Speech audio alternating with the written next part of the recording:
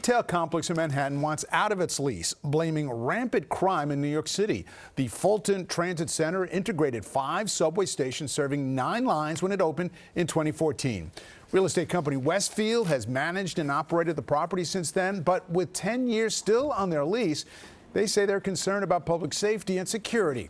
But the MTA is not letting them back out of the lease without a legal fight. Eyewitness News reporter Anthony Carlo live in Lower Manhattan with the details. Anthony.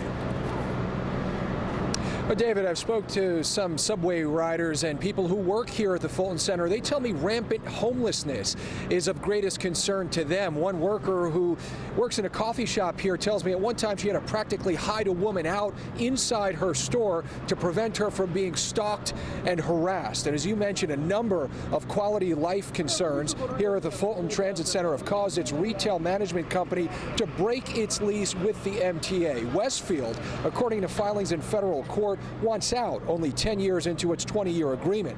The MTA is now suing the retail management company for breaking that lease, but Westfield says the Transportation Authority is not properly maintaining public safety at the transit hub. The mall giant has told the MTA multiple tenants have left, citing break-ins, theft, vandalism, harassment, and assault. Of course, all of this comes as the National Guard and state police, as we've been reporting, have been deployed across the subway system to make riders feel safe after a spate of high-profile transit crimes. Retail theft is up more than 4% in New York City so far this year. And though one coffee shop worker at the Fulton Center says theft isn't really what she's most concerned about, there are other pressing safety issues. Some subway riders say they actually try to avoid taking the train here altogether because of it. The real problem is homelessness here.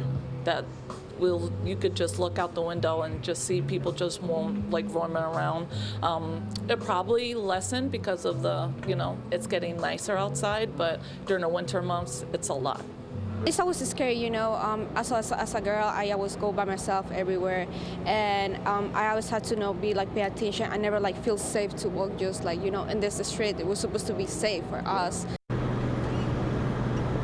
Now, the MTA issued this comment about its lawsuit against Westfield, saying, quote, "While we are unable to comment on specific pending litigation, we have full confidence in the NYPD, which has surged officers into the subway to ensure safety across the transit system, including at the Fulton Center." Now, we have reached out to Westfield to get a comment from them on this story.